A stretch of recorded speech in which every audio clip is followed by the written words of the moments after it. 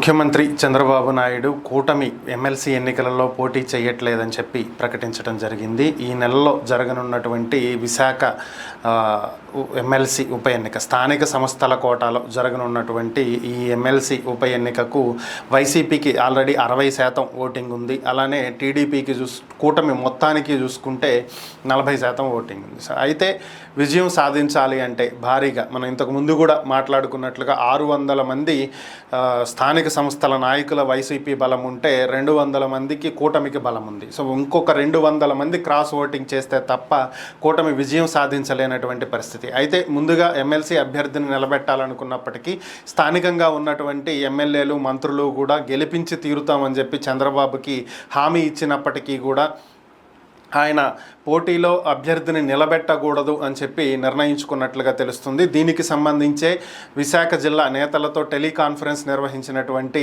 చంద్రబాబు నాయుడు ఈ నిర్ణయాన్ని ప్రకటించినట్లుగా తెలుస్తుంది. అయితే నేతలు ఈ పోటీలో మనం నిలబెడితే తప్పకుండా గెలుస్తాము అని చెప్పి చంద్రబాబు దృష్టికి తీసుకువెళ్ళినప్పటికీ కూడా హుందాగా రాజకీయాలు చేయాలనుకుంటున్నామని, అందుకనే అభ్యర్థిని నిలబెట్టదలుచుకోలేదని చెప్పి, గెలుపు పెద్ద విషయం కాదని, నిలబెడితే గెలుస్తామన్న విషయం తనకి కూడా తెలుసని, అయితే హుందా రాజకీయాలు చేయాలనుకుంటున్నటువంటి నేపథ్యంలో పోటీకి నిలబెట్టకపోవటం సరైన నిర్ణయం అని భావిస్తున్నట్లుగా చంద్రబాబు నేతల దృష్టికి తీసుకువెళ్ళినట్లుగా తెలుస్తుంది. ఈ నిర్ణయాన్ని సమర్థించినటువంటి నాయకులు ప్రస్తుతం విశాఖ స్థానిక సంస్థల కోట ఉప ఎన్నికల్లో ఎమ్మెల్సీ ఉప ఎన్నికల్లో అభ్యర్థిని నిలబెట్టట్లేదు అని చెప్పి ప్రకటించడం జరిగింది. ఈ రోజుతో నామినేషన్లు చివరి తేదీ.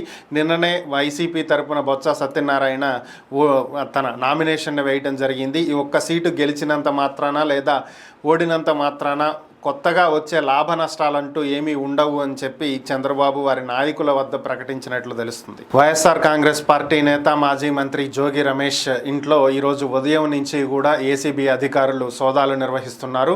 ఉదయంనే సోదాలు మొదలుపెట్టినటువంటి ఏసీబీ అధికారులు మొత్తం 15 మంది బృందం ఇబ్రహీంపట్నంలోని జోగి రమేష్ ఇంట్లో సోదాలు నిర్వహించారు. అగ్రిగోల్డ్ భూములకు సంబంధించి సిఐడి ఆధీనంలో ఉన్నటువంటి భూములను కొనుగోలు చేసి వాటిని అమ్మటం జరిగిందని, వీటిల్లో భారీ అవకతవకలకు పాల్పడ్డారు అని చెప్పి ఆరోపణలు వచ్చినటువంటి నేపథ్యంలో ఏసీబీ సోదాలు నిర్వహించింది. ఈ సోదాలలో జోగి రమేష్ కుమారుడు జోగి రాజీవ్ని అరెస్ట్ చేసినట్లుగా కూడా తెలుస్తుంది. ఆయన్ను ఇబ్రహీంపట్నం దగ్గరలో ఉన్నటువంటి గొల్లపూడికి దగ్గరలో ఉన్నటువంటి ఏసీబీ కార్యాలయానికి తరలించి విచారిస్తున్నట్లుగా తెలుస్తుంది. అసైన్డ్ భూముల విషయంలోనూ అగ్రిగోల్డ్ భూముల విషయంలోనూ భారీ అవకతవకలకు పాల్పడ్డారు అనేది ఆయన మీద ఉన్నటువంటి అభియోగాలు. ఈవీఎం ధ్వంసం అలానే హత్యాయత్నం ఈ కేసులతోటి అరెస్ట్ అయ్యి ప్రస్తుతం నెల్లూరు కేంద్ర కారాగారంలో ఉన్నటువంటి మాచర్ల మాజీ ఎమ్మెల్యే వైఎస్ఆర్ కాంగ్రెస్ పార్టీ నేత పిన్నెల్లి రామకృష్ణారెడ్డి బెయిల్ పిటిషన్ని ఏపీ హైకోర్టులో నిన్న విచారణకు రావడం జరిగింది. ఆయన గతంలో జిల్లా కోర్టులో అప్పీల్ చేసినప్పటికీ కూడా ఆయనకు బెయిల్ రానటువంటి నేపథ్యంలో ఆయన ఏపీ హైకోర్టుని ఆశ్రయించడం జరిగింది. అయితే విచారణ సందర్భంగా ఆసక్తికర సన్నివేశం చోటు చేసుకోవడం జరిగింది. పోలీసుల తరపున వాదనలు వినిపించినటువంటి న్యాయవాది సుప్రీంకోర్టు గైడ్ లైన్స్ ప్రకారం గతంలో బెయిల్ నిరాకరించినటువంటి జడ్జి మల్లికార్జున్ గారే ఈ బెయిల్ పిటిషన్ని విచారించాల్సి ఉంటుందని, ఎందుకంటే ఒకసారి బెయిల్ పిటిషన్లు గనక తిరస్కరించబడితే గతంలో ఏ జడ్జి అయితే బెయిల్ పిటిషన్లను విచారించారో ఆ జడ్జే ప్రస్తుతం కూడా విచారించాల్సి ఉంటుంది అనేది సుప్రీంకోర్టు గైడ్ లైన్స్ అని, వాటి ప్రకారం ఆయనే విచారణ జరపాలి అని చెప్పి వారు కోర్టుకి నివేదించడం జరిగింది. అయితే పిటిషనర్ తరపున వాదనలు వినిపించినటువంటి న్యాయవాదులు అది రోస్టర్ ప్రకారం జరగాల్సి ఉంటుందని, ఈ కేసుకి సుప్రీంకోర్టు గైడ్ లైన్స్ వర్తించవని, అవి వేరొక కేసులో వర్తిస్తాయని, ఈ కేసుకి వాటికి సంబంధం లేదని, కాబట్టి రోస్టర్ ప్రకారం ఏ బెంచ్కి అయితే ఇది వస్తుందో అక్కడ విచారణ జరపొచ్చు అని చెప్పి ఆయన తెలియజేయడం జరిగింది. ఈ సందర్భంగా ఇరు పక్షాల వాదనలు విన్నటువంటి న్యాయమూర్తి ఈ కేసుని ఎవరు విచారించాలి, ఏ బెంచ్ విచారించాలి అనేటువంటి దాని మీద నిర్ణయం తీసుకుంటామని, అప్పటి వరకు ఈ కేసుని వాయిదా వేస్తున్నాము అని చెప్తూ ఈ నెల 20వ తేదీకి ఆయన బెయిల్ పిటిషన్ని వాయిదా వేయడం జరిగింది. గత 4-5 రోజుల నుంచి వైఎస్ఆర్ కాంగ్రెస్ పార్టీ ఎమ్మెల్సీ దువ్వాడ శ్రీనివాస్ విషయం అటు సోషల్ మీడియాలోనూ ఇటు ఎలక్ట్రానిక్ మీడియా అలానే ప్రింట్ మీడియాలో కూడా భారీగా హల్చల్ చేస్తున్నటువంటి పరిస్థితి. అయితే ఈరోజు మరొక విషయం తెర మీదకు వచ్చింది. గత 2-3 రోజుల నుంచి ఆయన వ్యక్తిగతమైనటువంటి పర్సనల్ వ్యవహారం నడుస్తుంది. ఇప్పుడేంటి అంటే అసలు టోటల్ ఈ ఇష్యూ మొత్తానికి సెంటర్ ఆఫ్ అట్రాక్షన్ అయినటువంటి మాధురి సో ఆమె కోసమే దువ్వాడ శ్రీనివాస్ ఒక ఆయిల్ కంపెనీ రిఫైనరీ అధికారిని బెదిరించడం జరిగింది అనేది దీంట్లో ఉన్నటువంటి అంశం. శ్రీకాకుళం జిల్లాకు చెందినటువంటి ఒక ఊరు కూడలిలో, తంగేరు అనేటువంటి ఊరి కూడలిలో ఒక పెట్రోల్ బంక్ ఉండేది. దాన్ని అధికారులు తొలగించడం జరిగింది. అంటే ఆ ఆయిల్ కంపెనీ రిఫైనరీ వాళ్ళు దీనికి లైసెన్స్ రద్దు చేసి డీలర్షిప్ తీసివేయటం జరిగింది. సో దాన్ని మరలా పునరుద్ధరించాలి అని చెప్పి దువ్వాడ శ్రీనివాస్ వారికి ఫోన్ చేసి అడగటం జరిగింది. అయితే ఇది గతంలోనే దీనికి సంబంధించినటువంటి అనుమతులు రద్దు చేశామని, డీలర్షిప్ కూడా క్యాన్సిల్ చేశామని, దీన్ని పునరుద్ధరించడం జరగదు అని చెప్పి అటువైపు నుంచి అధికారి దువ్వాడ శ్రీనివాస్కి తెలియజేయటం, అలానే దీనికి సంబంధించి సంబంధిత వ్యక్తి మాట్లాడాలి కానీ మీరు మాట్లాడుతున్నారేంటి, మీరెవరు అని చెప్పి అతను ప్రశ్నించినటువంటి నేపథ్యంలో నేనెందుకు అడగకూడదు, నేను ఒక ప్రజాప్రతినిధిని, రోడ్ సైడ్ పర్సన్ అనుకుంటున్నావా, నేను ఒక ఎమ్మెల్సీని అని చెప్పి ఆయన బెదిరించడం జరిగింది. సో మీరు ఎవరైనా సరే దీన్ని అనుమతి ఇవ్వటం కుదరదు అని చెప్పి సదరు అధికారి ఫోన్ కట్ చేయడం జరిగింది. ఈ ఆడియో ఇప్పుడు లీక్ అయినటువంటి పరిస్థితి. దీని మీద కూడా ప్రస్తుతం సోషల్ మీడియాలో చర్చ నడుస్తుంది. మాధురి కోసం దువ్వాడ శ్రీనివాస్ ఇంకా ఏమేం చేశారు అనే దాని మీద ప్రస్తుతం చర్చ నడుస్తున్నటువంటి పరిస్థితి. అసలే ఇబ్బందుల్లో ఉన్నటువంటి వైఎస్ఆర్ కాంగ్రెస్ పార్టీని ఈ విధంగా దువ్వాడ శ్రీనివాస్ ఇంకా అబాసుపాలు చేస్తూ జగన్ పరువు తీస్తున్నారు అంటూ కొంతమంది వైసీపీ శ్రేణులు కూడా సోషల్ మీడియాలో కామెంట్లు పెడుతున్నటువంటి పరిస్థితి. 2014 రాష్ట్ర విభజన తర్వాత రాజధాని లేనటువంటి ఏపీకి అమరావతిని రాజధానిగా ఎంపిక చేసి ఇక్కడ వరల్డ్ క్లాస్ సిటీని నిర్మిస్తాము అని చెప్పి అప్పటి తెలుగుదేశం ప్రభుత్వం ప్రకటించడం జరిగింది.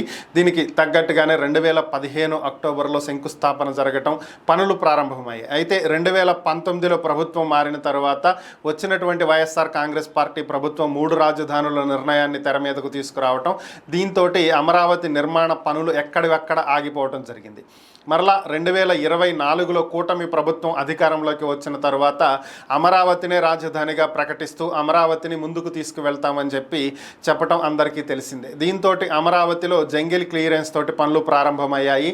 ప్రస్తుతం అమరావతిని అభివృద్ధి చేయటానికి రాష్ట్రం వారికి ఉన్నటువంటి అవకాశాలన్నింటినీ ఉపయోగించుకుంటున్నటువంటి పరిస్థితి. ఇప్పటికే చాలా స్వచ్ఛంద సంస్థలు, కొంతమంది ప్రముఖులు, కొంతమంది వ్యాపారవేత్తలు, కొన్ని కార్పొరేట్ సంస్థలు అమరావతి నిర్మాణానికి విరివిగా విరాళాలు ఇస్తున్నటువంటి పరిస్థితి. ఇక ప్రజాప్రతినిధుల విషయానికి వచ్చినట్లయితే నిన్న ప్రస్తుత రవాణా శాఖ మంత్రి రాంప్రసాద్ రెడ్డి ఆయన మొదటి నెల జీతం 3,01,000 రూపాయలను ప్రభుత్వానికి అమరావతి నిర్మాణం కోసం విరాళంగా ఇస్తున్నట్లు సోషల్ మీడియాలో ప్రకటించడం జరిగింది. దీనికి సంబంధించినటువంటి చెక్ని ముఖ్యమంత్రి చంద్రబాబు నాయుడిని కలిసి ఆయనకు అందించడం కూడా జరిగింది. ఈ సందర్భంగా చంద్రబాబు మంత్రి రాంప్రసాద్ రెడ్డిని అభినందించినట్లుగా సమాచారం. దేశంలోనే పారిశ్రామికంగా అభివృద్ధి చెందినటువంటి టాప్ 5 రాష్ట్రాలతోటి ఏపీ పోటీ పడే విధంగా ఏపీ పారిశ్రామిక విధానాన్ని రూపొందించాలని చెప్పి ముఖ్యమంత్రి చంద్రబాబు నాయుడు అధికారుల్ని ఆదేశించడం జరిగింది. నిన్న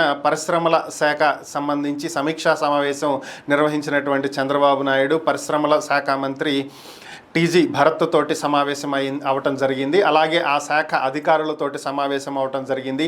2014-19 మధ్యలో ఉన్నటువంటి పారిశ్రామిక విధానం ఏపీలో పెట్టుబడులను ఆకర్షించడానికి చాలా ఉపయోగపడిందని, ప్రస్తుతం కూడా ఒక మంచి పారిశ్రామిక విధానాన్ని రూపొందించాలని, టాప్ 5లో ఉన్నటువంటి రాష్ట్రాలతోటి ఏపీ పోటీపడి ప్రపంచవ్యాప్తంగా ఉన్నటువంటి పరిశ్రమలను ఆకర్షించే విధంగా, అలాగే అనుమతులు కూడా త్వరగా వచ్చే విధంగా, వీలైతే సింగిల్ విండో పద్ధతిలో అనుమతులు ఇచ్చే విధంగా పారిశ్రామిక విధానం రూపొందించాలని, ఇంక్యుబేషన్ ప్రాసెస్ కానీ, పరిశ్రమలకు ఇవ్వనున్నటువంటి రాయితీలు కావచ్చు, అలాగే వారికి ఇస్తున్నటువంటి ప్రోత్సాహకాలు కావచ్చు, ఇలాంటివన్నీ కూడా వారికి తెలిసే విధంగా ఒక పారిశ్రామిక విధానం రూపొందించాలని ఈ నెల 16వ తేదీన పారిశ్రామికవేత్తలతోటి ఒక సదస్సు నిర్వహించనున్నట్లుగా ఆయన తెలియజేశారు. అలాగే ఈ నెల 23వ తేదీలోగా ఒక కొత్త పారిశ్రామిక విధానాన్ని రూపొందించి దానిని దేశవ్యాప్తంగా ఉన్నటువంటి పారిశ్రామికవేత్తలకు తెలిసేలా చేయాలని, దీని మీద ఒక సమీక్షా సమావేశం నిర్వహించి తుది విధానాలను రూపొందించాలని, పశ్చిమ తీరంతో పోల్చుకుంటే తూర్పు తీరంలో ఉన్నటువంటి సౌలభ్యాలు చాలా ఎక్కువని, ఏపీలో మొత్తం 10 పోర్టులు ఉన్నాయని, అలాగే 10 విమానాశ్రయాలు ఉన్నాయని, అలాగే రోడ్డు, రైలు మార్గాలు, వాయు మార్గాలు, జల మార్గం అన్నీ కలిసి ఉన్నటువంటి రాష్ట్రం ఏపీ అని, ఏపీ ఇందు పెట్టుబడులకు అనువైనటువంటి ప్రాంతమని, అలాగే నదులను అనుసంధానం అనుసంధానం చేయటం ద్వారా పరిశ్రమలకు అవసరమైనటువంటి నీటిని విరివిగా అందించగలుగుతామని, సో అన్ని విధాల అనుకూలంగా ఉన్నటువంటి రాష్ట్రం అవటంతో దీన్ని సద్వినియోగపరుచుకుని పెట్టుబడులను ఆకర్షిస్తే రాష్ట్ర అభివృద్ధి త్వరగా జరుగుతుంది అని చెప్పి చంద్రబాబు ఈ సందర్భంగా అధికారులకు తెలియజేయడం జరిగింది. హైదరాబాద్ మెట్రో రైల్ 2వ దశ ఎక్స్టెన్షన్ ప్రారంభమైంది.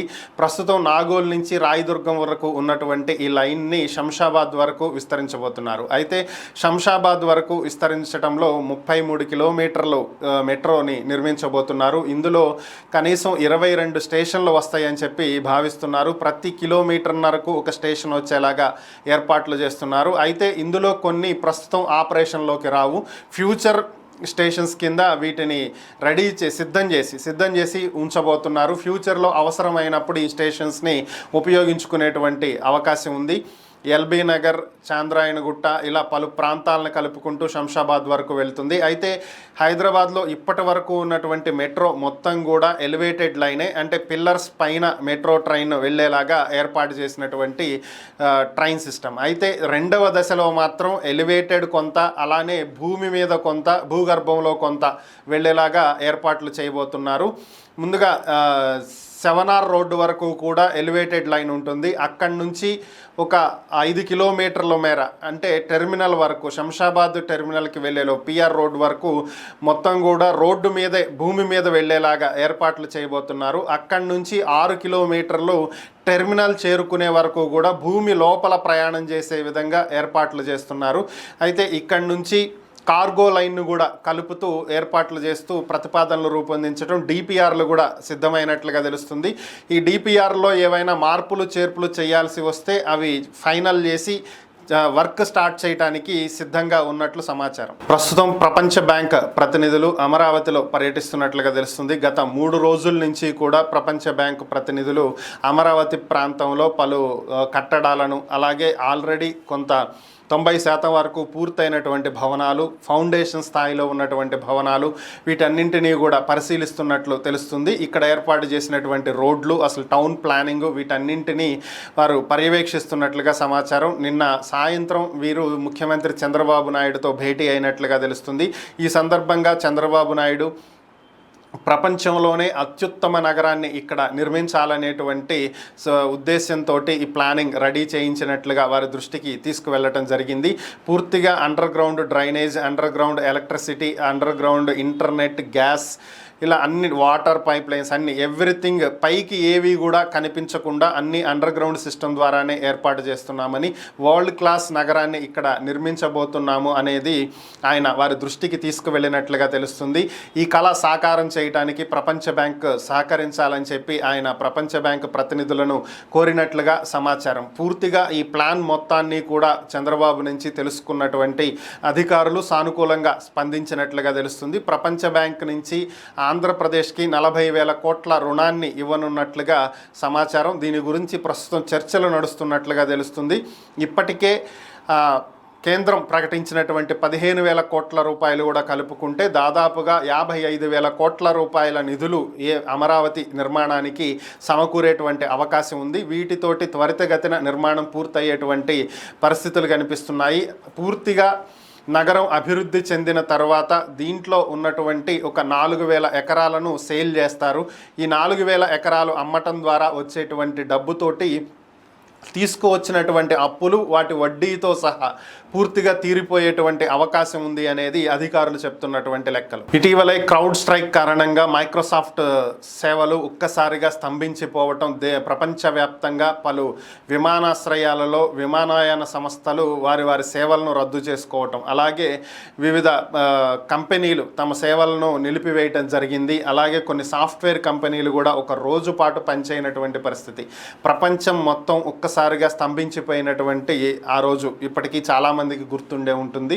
సో ఇది మర్చిపోక ముందే మరొక టెక్ దిగ్గజం గూగుల్ సేవలు నిన్న నిలిచిపోవటం జరిగింది. అమెరికన్ టైం ప్రకారం ఉదయం 9 గంటలు, అంటే మనకి ఇక్కడ నైట్ అవుతుంది.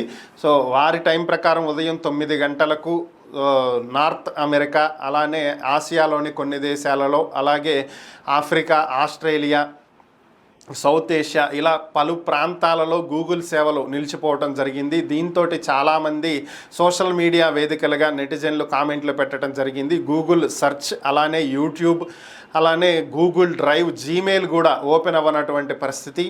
గూగుల్ సేవలు మొత్తం ఒక్కసారిగా స్తంభించిపోవడంతో చాలా వరకు సంస్థలు ఇబ్బందుల్లో పడినటువంటి పరిస్థితి. వర్క్ స్టార్ట్ చేసేటువంటి టైంకి మెయిల్స్ ఓపెన్ కాకపోవటం, అలానే ఏదైనా కంటెంట్ సెర్చ్ చేయడానికి ముఖ్యంగా సాఫ్ట్వేర్ ఇండస్ట్రీలో ఉన్నటువంటి ఉద్యోగులకు కంటెంట్ లభించకపోవటం, అలానే యూట్యూబ్లో కంటెంట్ అప్లోడ్ చేసేటువంటి యూజర్స్కు అప్లోడ్ అవ్వకపోవటం, ఇలా పలు సేవలు స్తంభించినటువంటి నేపథ్యంలో గూగుల్ దీని మీద చర్యలు తీసుకుంటున్నట్లుగా తెలుస్తుంది. అయితే ఇప్పటి వరకు గూగుల్ మాతృ సంస్థ ఆల్ఫాబెట్ కానీ అలానే గూగుల్ ఎటువంటి ప్రకటన దీని మీద అయితే చేయలేదు. ఎందుకు ఈ సేవలు స్తంభించినవి, వీటిని ఎలా పునరుద్ధరిస్తున్నారు ఏంటి అనేటువంటి అంశాల మీద ఇప్పటి వరకు ఎటువంటి ప్రకటన రాకపోవటం విశేషం. ప్రపంచంలో ఉన్నటువంటి దేశాలలో భారత్ పూర్తిగా అభివృద్ధి చెందుతూ ఉన్నటువంటి దేశం. సో ఇది నేను చిన్నప్పటి నుంచి వింటున్నాను. మా నాన్న వాళ్ళు, వాళ్ళ నాన్న వాళ్ళు కూడా వినే ఉంటారు చిన్నప్పటి నుంచి. ఇది అభివృద్ధి చెందుతూ ఉన్నటువంటి దేశం. రేపు మా పిల్లలు కూడా ఇదే వింటారు. ఇక భవిష్యత్తులో అభివృద్ధి చెందినటువంటి దేశం అని ఎప్పుడు చెప్పుకుంటామో తెలియదు, కానీ ఓవరాల్గా ప్రస్తుతం ఇంత అభివృద్ధి చెందాము. డిజిటల్ రంగంలో నెంబర్ 1 ప్లేస్లో ఇండియానే ఉంది.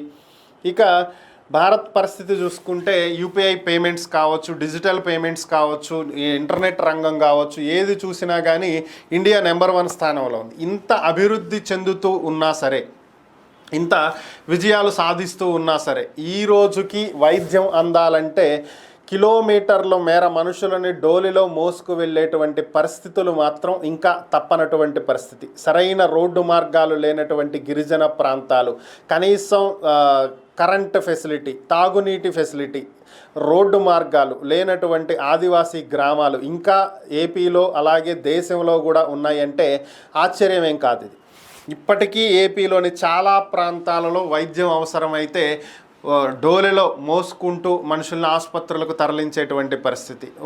కొద్ది నెలల క్రితం అయితే 6 సంవత్సరాలున్న ఒక పాప జ్వరంతో బాధపడుతుంటే ఆ పాపను ఆసుపత్రికి తీసుకువెళ్ళటం కోసం 8 మంది తమ ప్రాణాలను పణంగా పెట్టి ఉధృతంగా ప్రవహిస్తున్నటువంటి వాగుకి ఎదురీది ఆ పాపని ఆసుపత్రికి చేర్చినటువంటి పరిస్థితి. ఇలాంటి దయనీయమైనటువంటి స్థితిలో ఇంకా ఎన్నో గ్రామాలు ఏపీలో ఉన్నాయి అంటే ఇది ఆశ్చర్యం కలిగించేటువంటి అంశమేం కాదు.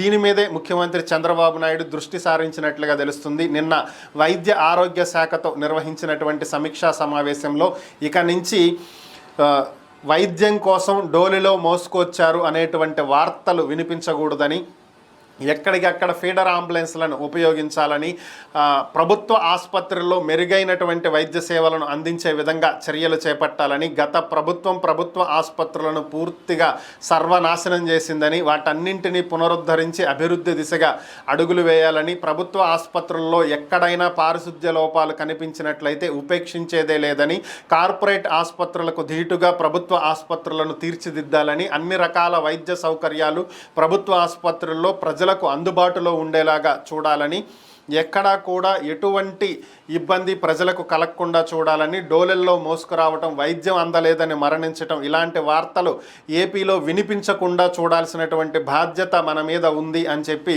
ఆయన అధికారులకు తెలియజేయటం జరిగింది. భవిష్యత్తులో వీటన్నింటినీ అధిగమించే విధంగా చర్యలు చేపట్టాలని చెప్పి ఆయన అధికారులకు సూచించడం జరిగింది.